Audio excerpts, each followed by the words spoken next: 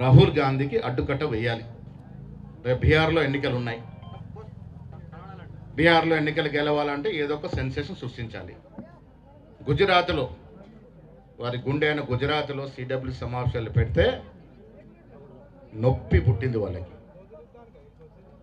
మోడీ వన్నే తగ్గుతూ ఉన్నటువంటి ఈ సందర్భంలో మళ్ళీ ఇచ్చిన ఎన్నికల నాటికి మోడీ ప్రభావం పూర్తిగా తగ్గి కాంగ్రెస్ పార్టీ అధికారంలోకి వస్తుంది.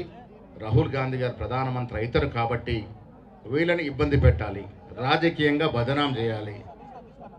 ప్రజాస్వామ్య పద్ధతులు ఎదుర్కోలేని ఇటువంటి శక్తులు, ఇటువంటి దుష్టులు ఈ కేసుల ద్వారా సోనియా గాంధీ రాహుల్ గాంధీని భయపెట్టాలనుకుంటే అది అవివేకమే అవుతుంది. కేసులకు ఎప్పుడు కూడా గాంధీ కుటుంబం భయపడలే.